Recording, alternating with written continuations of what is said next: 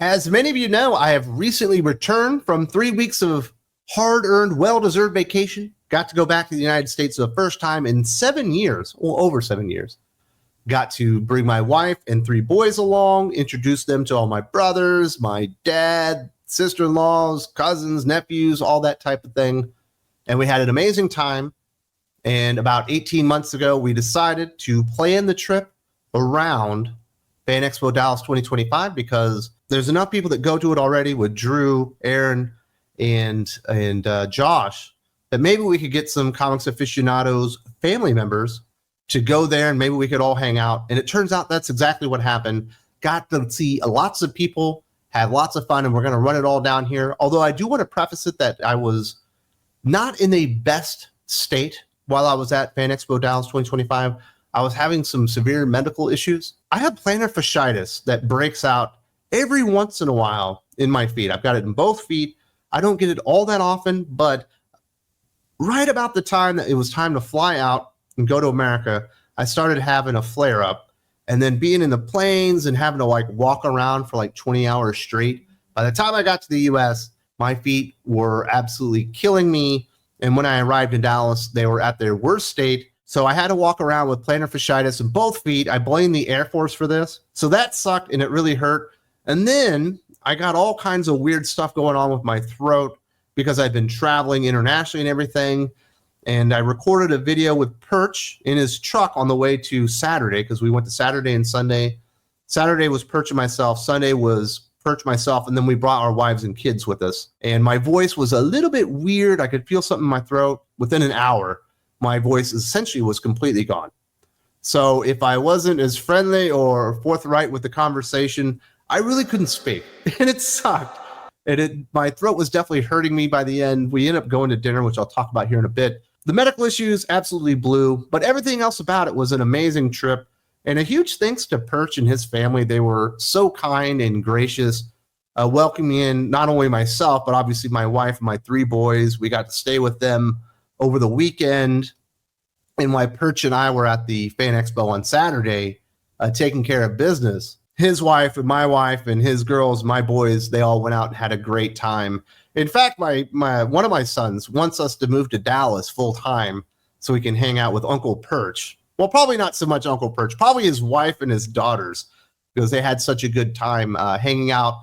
Everybody got along, and it appears that Mrs. Perch and Mrs. Critical are now like texting buddies and are talking almost on a daily basis. So I think we found some friends there that go beyond just Perch and myself being buddies. Had a great time there. Opened up his house to us, was super duper welcoming and accommodating. He has this really sweet office too. I don't know if he's ever done like a tour or shown it within like his channel or something, but he's got a lot of really, really, really cool like original art, especially like Art Adams. He's got a lot of Art Adams stuff. And so checking that out and some of the other stuff that he has as far as like geek swag in his office was a whole lot of fun. We talked comic books a lot, had a lot of really good conversations, from really deep stuff. So first of all, I couldn't say thank you enough to Perch and his family for hosting us and welcoming us into their home.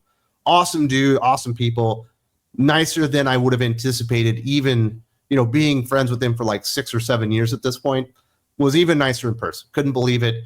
And that's kind of one of the weird things I've realized about my channel and all the things that we do here. I've got friends from the service, and I've got, a friend or two from back in high school, more than just mere acquaintances. But I don't have like tons of friends. I don't like to have an enormous circle of friends. I keep it kind of tight. Almost all my best friends now are people that I've met, through the channel, talking about comic books, that are all kind of comic book nerds. And I swear these people would do more for me than most people, than even some family members would. They're just so generous and kind. And it's just kind of weird, the way the world is developed. And I think probably me being, overseas and, in the Philippines probably contributes to this a little bit, but I spend more time with Doc than anybody on this planet outside of like my wife and children. But I love it because these guys are so awesome. And that's why it's so great to get everybody, kind of together to meet each other for the first time. And certainly there are lots of comic pros and stuff like that at Fan Expo Dallas. And I got to meet several of them obviously they kind of stood out. There we go. We got the placards from the con and everything. But I did get some cool things along the way with the people that I met. The first person I definitely have to mention as far as comic pros before we get into some of the comics aficionados and stuff like that I got to meet in person for the first time. Like Phillip Kennedy Johnson. I've been a fan of his since The Last God, now called the Fellspire Chronicles, I believe. But I remember really liking that series. I'm a huge fantasy fan and talking about it and reviewing it here on the channel and kind of pushing it. Obviously, he's had much bigger successes since then. Right now, he's on Incredible Hulk. He's doing Batman and Robin. He had that really awesome Action Comics run, the Warworld Saga stuff that he did. And he's had some really big successes. He's also a military guy, recently got out of the Army. So we talked about that a little bit, but it was really cool meeting Phillip Kennedy Johnson. Couldn't been more of a gentleman. And he was so nice because he said, when I met him the first time, he's like, oh, your kids are going to be here. He's like, I love bringing my son to cons. Make sure that they stop by the booth. I'd love to meet them. So the next day on Sunday, when my wife and my 3 boys were with me, and my aunt Marla, she showed up with a dog. So that was pretty fun. We went over to meet Phillip Kennedy Johnson.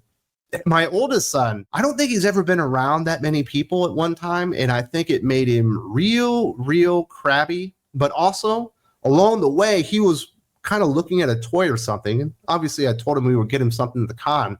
And I think he was kind of crabby also that he didn't get the toy that he wanted at that point. So he was not in the best mood, and PKJ could not have been more friendly and kind to him, even signed a comic book for him. He actually signed a comic book for all of my kids, which was really cool. Really appreciated that. Got some Batman and Robin comic books signed.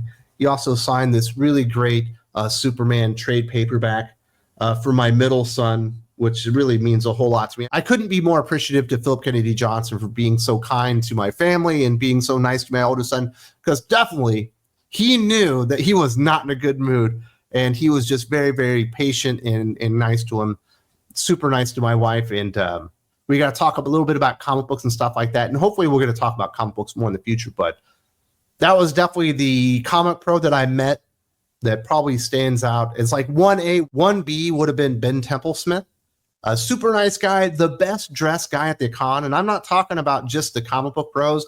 I'm talking every single person there, whether it be the executive in charge of the con or like all the movie stars that were over like signing autographs and stuff like that. Nobody was dressed to the nines like Ben Templesmith. He definitely stood out in the crowd. He had like a 3-piece suit on, looked super duper dapper. Got to meet him. Super nice guy from Australia. Obviously, everyone knows him from 30 Days a Night.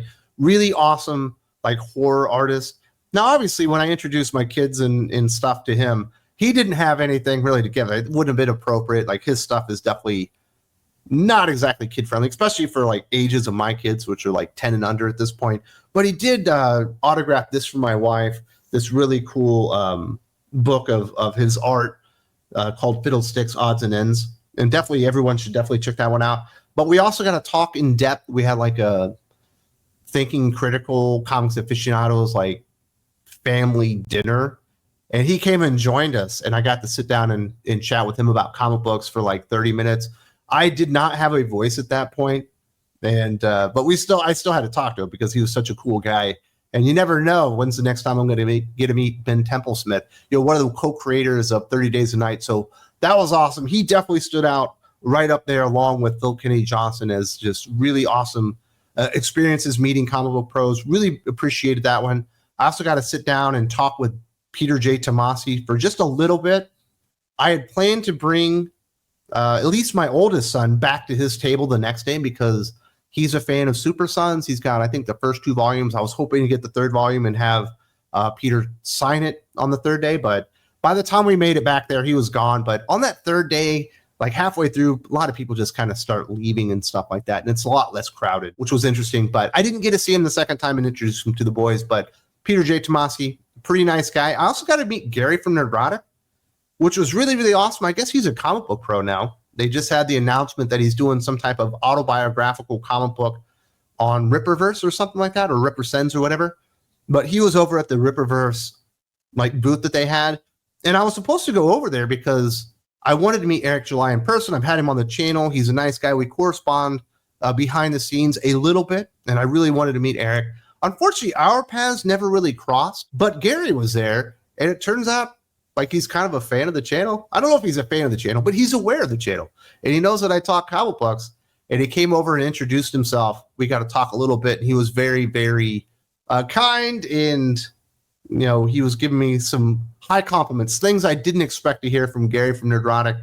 So that was really, really cool as well. He had an enormous line of people wanting to meet him, and he was signing autographs, and for him to take 5 minutes out of the time and to come visit me and kind of say hi, let me know that he knew what the channel was, what I was all about, and thought we were doing a really good job covering comic books. It was really unexpected, but very, very cool. So Gary from Nerdrotic was a pretty cool meet as well. One of the cool things that was going on when it comes to the Thinking Critical family is H.H. German, the guy behind Sigma Comics, long been a supporter of the channel. We've long been supporters of his as well. Well, he had a booth, and he always has a booth at these big cons, and he gave up half of his booth to Drew and to Aaron Sparrow. So we had a little meetup spot at the Sigma Comics booth, which was really cool. So I got to meet H.H. for the first time in person. I've had him on the channel quite a few times. A super nice guy. He used to be a boxer and MMA fighter. I'm a huge boxer and MMA fan. I don't talk about it all that much here on the channel because it's mostly about comic books. But we were kind of talking about the old days, when he was when we had Vale Tudo and Pride was just about to start kicking off, and some of those smaller Japanese circuits that he was kind of going around. He was showing a magazine from back in the day that he was in. So I definitely had to bring over Dylan, who's a huge MMA fan. I was like, you got to see this stuff.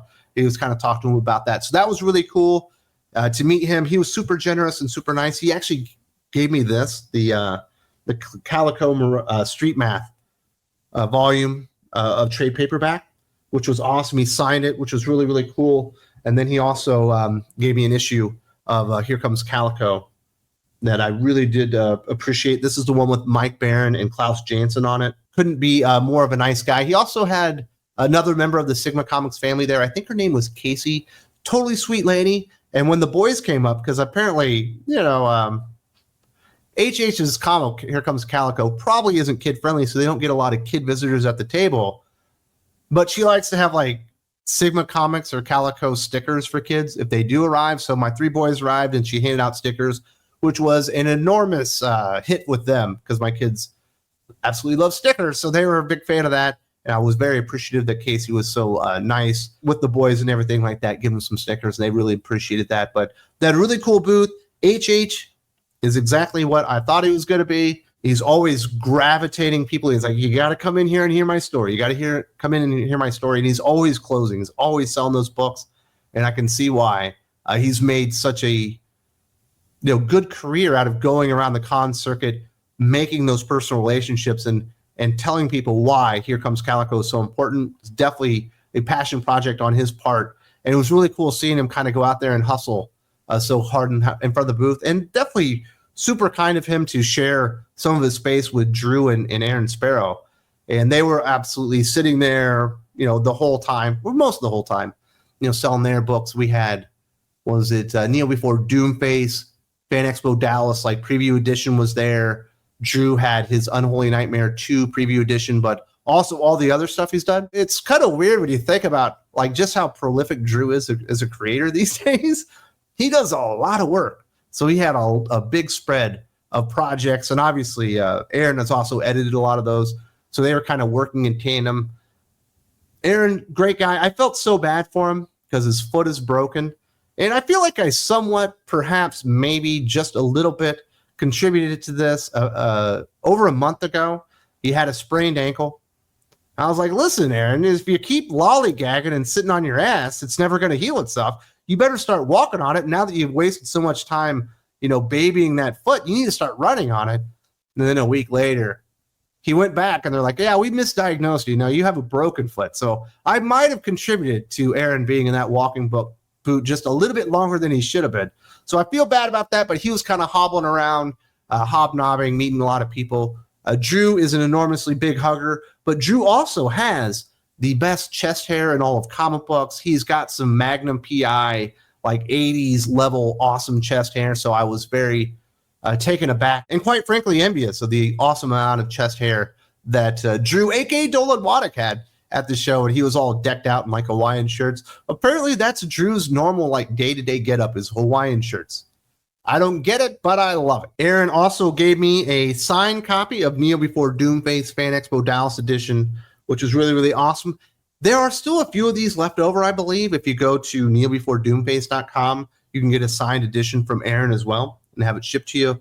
Apparently, there's some type of problem where they can't get it on the front page, but if you go into like the for sale items or merchandise like tab, you will definitely find this bad boy. Really, really cool stuff. I'm so proud of Aaron and what he and Renzo have achieved with Kneel Before Doomface. There's no dialogue in this, but it's all the art, and it looks amazing. And I think a lot of people are going to love Kneel Before Doomface when they finally get it. So congrats to Aaron and everybody, and certainly congrats to the Unholy Nightmare 2 team. I got a signed copy of this one as well from Aaron and Drew. This is the preview edition, but this was fully funded this week. So congratulations to those guys doing really awesome stuff there. With Mutant Farm and Unholy Nightmare number 2 and the reintroduction of Arachnus that I know Drew is really, really hyped behind. Definitely go and support Unholy Nightmare number 2. It's still on Kickstarter. You have a few weeks to go, but I got some of that stuff. That was really, really cool and very kind of them to give me some autographed copies of those. So that was a lot of fun. As far as the other aficionados that were there, not everybody in the aficionados family is a comic book pro, selling merchandise and all that kind of stuff. Dylan, the Real Comic Book Gamer, was there. He was trying to make us all look bad. He had like a muscle t-shirt on. He's clearly been in the gym, probably training for his first MMA fight or something like that. So he's trying to make us look bad. But Dylan was there strictly for the comic books. That is what the Comic Con was all about. Now, I do think he wanted to meet the rest of the aficionados because we have been talking comic books for a very long time together. But that dude was there on a mission to fill out his Jonah Hex run. And he had like a stack of like 25, 30 Jonah Hex comic books by the time he was done, including a couple of big ones. I think he wanted the death of Jonah Hex in the first appearance of another character. He was able to find those. Dylan, super cool guy. I've got a story about us having lunch together that I'll give a little bit later. But meeting Dylan was a lot of fun. He was there for Saturday. I guess he was there on Friday and Saturday, but I was there on Saturday and Sunday. So we got to see him the one day. Sully was there from Boston. And Sully was there not so much for the comic books. He is a Star Watcher. And he was there to jump in lines and get autographs. There was a lot of major stars and minor stars too. Like there's an enormous presence from the Angel TV series. There's an enormous presence from like Back to the Future franchise. There's all this Smallville stuff, things of that nature. Apparently he's a big Angel fan. So he had like the slipcase from his Angel collection, whatever, and was going through those lines, having them signed. Sully, more of a Star Watcher. He also wasn't there on Sunday, so I got to see him on Saturday only. And he ended up kind of accidentally being almost like roommates with NickWeiser, 32 Flavors of NickWeiser. More of a presence on the Patreon, but we have him on the channel as well. He's a really great dude. NickWeiser is fucking nuts. I thought it was an act for YouTube. No, he's just crazy. And he's crazy in all the best ways possible. But he had like these Macho Man Randy Savage glasses that he was wearing. And I don't think he was doing ironically. I think he really thinks they look cool. If you wear them like that, they do look cool. But I thought it was hilarious that Sully and Nick were like, con buddies. They were kind of going everywhere together. And, Sully would get in line and wait for an autograph and Nick would do something, but they would always kind of come back together. And if I had the money, I would definitely do like the web series strange roommate Sully and NickWeiser series, because I think it would be hilarious because they are definitely oil and water when it comes to like personalities, but they are absolutely tied together with their love of comic books and pop culture. So it was really, really funny. Those guys were great. Then MVP and Josh were also con buddies. Apparently Josh was like the con mom or something like that. We had MVP, Josh, Drew, and Aaron, I think, all staying in an Airbnb together. And he was like cooking them breakfast and stuff like that. I didn't get any of the waffles or the pancakes, but it sounds like they were delicious. And he and MVP are basically attached at the hip, which I thought was pretty cool. They had a lot of fun together. In fact, when they were at like the dinner, they were like finishing each other's sentences. It was kind of weird. I was like, what is going on there? I'm not sure what's going on. But then when we met him on Sunday, once I introduced him to my wife and everything, and we kind of moved to the side, my wife grabbed my shirt and she's like, why don't you look at me the way that MVP and Josh look at each other, I was like, listen, babe, I don't think there's any man that looks at a woman like that. That's some like Notebook shit. I don't know what's going on there, but I'm sure it's not gay. I tease. They're obviously very, very good friends, and they were having a good time. But Josh was also under the weather, and he wasn't quite as social as I think he wanted to be because he was trying not to get people sick. I met a guy named Tommy from World at War Comics. Really cool guy. He's got a nice channel, does a lot of really good interviews. I've talked to Tommy behind the scenes. It sounds like he's going to come on the Comics Aficionados pretty soon. He also went to that dinner story that I'm going to give here in a little bit. I saw him in the Comics Aficionados this weekend. But Tommy from World at War Comics, I think he might also have a comic book that he's crowdfunding, but I might be wrong on that one. You'll have to check out his social medias for that. But he was a really cool guy, made an enormous impact. Want to keep in contact with him. So that was cool. I also got to meet Frank Zanca. I like Frank a lot. He's like a screenwriter. He worked on like the L Word and stuff like that in Hollywood. But he's an enormous comic book and tabletop gaming fan. So he does a lot of crowdfunding for comics, but also for like games and stuff that he designs. And he was just such a really nice, down-to-earth, really cool guy. He does a lot of work with like Destiny Horizons, stuff like that. And it was good to see Frank in person. Obviously, we had talked behind the scenes and done some things together in the past. Hopefully, we'll be able to do more stuff together again in the future. He actually gave me issues 1 and 2 of Destiny Aurora, his crowdfunded comic book that he does, which is really, really cool. I love sci-fi stuff, and this is definitely 100% in my wheelhouse. Really appreciated that. Frank was a really nice guy. I got to meet lots of fans of the channel. I was taking a pretty good amount of pictures. It was kind of weird. I'm not any type of celebrity or anything like that. I don't think of myself that way. So having people like look at me, recognize me, and then being nervous to introduce themselves or talk to me was a little bit strange. Thankfully, most people just came right up and said, hey, I'm a big fan of your channel. Some people wanted some pictures. I probably met a good 15 people that were fans of the channel, probably took a good 10 pictures.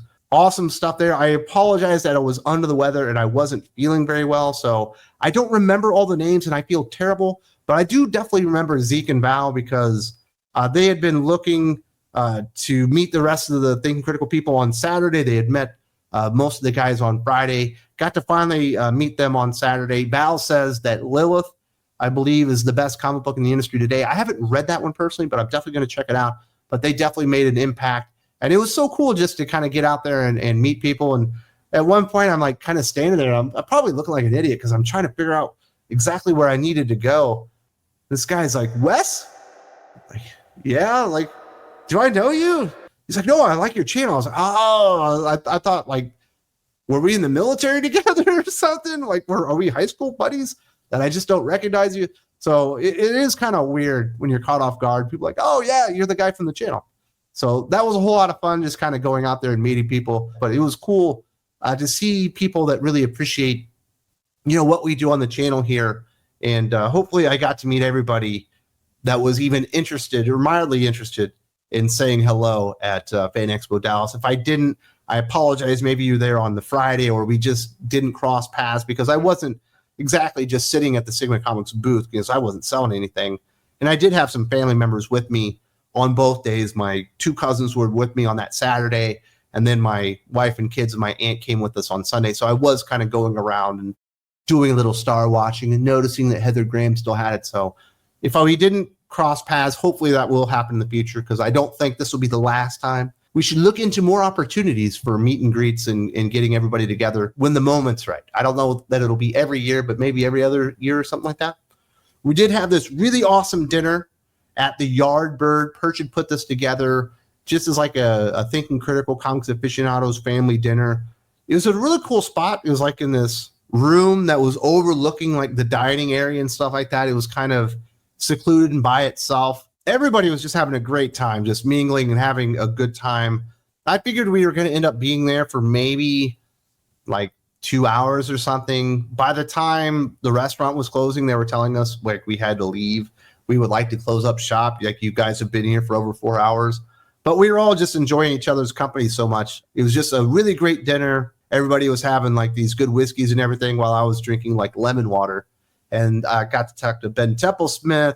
I got to see Josh and MVP like feed each other like their food and stuff like that, which was really cute. So the Yardbird dinner was definitely the highlight. beyond the family stuff. I love the family stuff, but when it comes to the comic stuff, you know, and getting to see things and meet people and, you know, and seeing everybody in person the first time, that dinner was awesome. It's everything that I imagined it could be and more. I can't imagine it actually going better than it did. And we just had an amazing time just laughing and having fun and telling jokes, you know, and enjoying each other's company. So you would have thought like we all went to high school together and we're getting back together for our 20th anniversary or something. Like we had been lifelong friends or something like that. That's kind of how the mood was. And I think everyone had a really good time. There is one story, the egg story, that happened that I should probably let out. I mentioned it or alluded to it on the Comics Aficionados. I've kind of mentioned it a little bit here in this video. But on that Saturday at about 1 o'clock, Perch and I decided it was time to go get lunch, and we went back to the Sigma Comics booth, said, hey, we're going to go grab lunch. If anybody wants to join us, or if they're going to stay here, we'll grab you lunch and kind of bring it back. I believe my cousin Nicholas, who was there at the time, and then Dylan decided to join us for lunch. So we go, and I think it's the convention center is like attached to like a hotel or something like this. When we go in there, and for some reason at like 1 o'clock, their menu is like brunch for some reason. And we're supposed to bring some food back for Drew and Aaron while they were attending the booth. So we get in there. It's like a brunch menu. So they have a bacon cheeseburger, but it's got an egg on it. And I think eggs make everything better. I love a great egg. And Perch orders the burger, but he orders without an egg. Apparently he knew what was in my future or something like that. And then so I order the burger with the egg. So I get this burger. It's got this awesome egg on it. I take a bite. And I get the world's biggest money shot, like right in the face. The egg explodes all over my cheek. And you could have put me on the cover of a porno at that point. It was so disturbing, you know, what this egg had done to me. And everybody's looking at me. They're like, oh, snap, you know, because it just like blew its wad on me. And I like look on the floor, and there's not a drop of yolk on the floor. I literally took it all in the face, and I hadn't felt this violated since I swore off ever going back to chiropractors again. That's how uncomfortable and weird it was. If Ron and Jeremy had seen what I look like, he would have been like, it's a bit much, dude. Like, let's make this a little bit more family friendly. I think you've gone too far. So that egg, it blasted right on my face. Everybody had a good laugh about it. I could laugh about it, but now you can see why I couldn't tell that story around Doc. He would have gone way too far and got us demonetized on the YouTubes. There you go. The funny egg sandwich story. I got blasted in the face. Money shot all day long. It was awful. And it took a while, you know, because I got a pretty full beard here. Egg yolks are gooey. It was, I don't know. If I get too far into it, you guys will make it even worse. But that's most of the stuff that happened there. I had an amazing time at Dallas Fan Expo. I would have had a more amazing time if my feet didn't kill me. I would have had a more amazing time if my voice didn't give out. But I think we made the best of the circumstances. Got to meet a lot of really cool people, a lot of fans of the channel. Got to meet most of the Comics Aficionados. Didn't get to meet Jim or Doc yet, but hopefully in the not too distant future, within the next year or two, we'll be able to get back together, and those guys will join us, and we can really get everybody together, because that would be even more amazing. Just to see everybody together, find out that these guys are all just as cool in person as they are, you know, when we're recording videos together and stuff like that, was a lot of fun. I know this has been long, but that is my Dallas, or I guess Fan Expo Dallas 2025 experience. And I thought that I would share that to you. And also, I should have mentioned this earlier. Thank you so much to AL. She sent us like these awesome cupcakes to the booth at the Comic-Con. And when I got there, there was this German chocolate cupcake waiting for me. And I hadn't had German chocolate cake in probably 10 years, and I love it. And that cupcake was absolutely amazing. So thank you so much to AL. A very sweet gesture, and we loved the cupcakes. They were very, very delicious.